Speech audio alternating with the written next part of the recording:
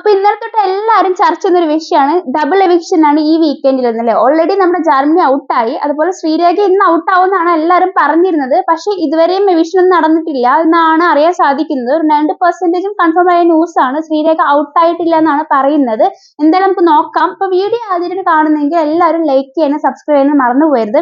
പിന്നെ അതുപോലെ തന്നെ ഒരു പറയുന്ന ഒരു കേസാണ് നമ്മുടെ സീക്രട്ട് റൂം ടാസ്ക് ആണോ എന്നൊക്കെ ചോദിക്കുന്നുണ്ട് എല്ലാവരും. പക്ഷെ എനിക്ക് തോന്നുന്നില്ല ഇതൊരു സീക്രട്ട് റൂം ആയിരിക്കുന്നു. കാരണം ശ്രീരേഖനെ സീക്രട്ട് റൂമിലോട്ട് കൊണ്ടിട്ട് പ്രത്യേകിച്ച് കണ്ടന്റ് ഒന്നും ബിഗ് ബോസിന് ഉണ്ടാക്കാനില്ല. അതുകൊണ്ട് തന്നെ ശ്രീരേഖനെ സീക്രട്ട് റൂമിലോട്ട് ആക്കാനുള്ള ചാൻസ് കുറവാണ്. എന്തായാലും നമുക്ക് നോക്കാം. ഇനി കുറച്ച് സമയം കൂടെ ഉള്ളൂ നമ്മുടെ എപ്പിസോഡ് തുടങ്ങാനായിട്ടില്ല. അപ്പൊ എന്തായാലും നമുക്ക് നോക്കാം അതാണോ.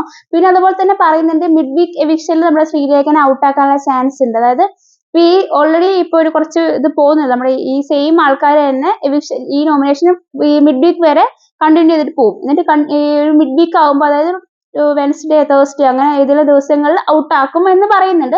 പക്ഷെ നമുക്ക് ഉറപ്പില്ല. അതും ഒരു 50% ചാൻസ് ഉള്ള ഒരു പ്രക്രിയ മാത്രമാണ്. എന്തായാലും നമുക്ക് നോക്കാം. കുറച്ച് സമയം കൂടെ ഉള്ളൂ നമ്മുടെ എപ്പിസോഡ് തുടങ്ങാനായിട്ട്. അപ്പൊ അതിനകത്ത് നമുക്ക് വ്യക്തമായിട്ട് മനസ്സിലാവും. പിന്നെ ഓൾറെഡി നമ്മൾ വീഡിയോസ് ഒക്കെ ചെയ്തിട്ടുണ്ട്. എല്ലാ ഇന്നത്തെ എപ്പിസോഡിനെ കുറിച്ചുള്ള പ്രോമോനെ കുറിച്ചൊക്കെ നമ്മൾ ഓൾറെഡി വീഡിയോ ചെയ്തിട്ടുണ്ട്. കണ്ടിട്ടില്ലെങ്കിൽ ആ വീഡിയോ എല്ലാവരും കാണണം.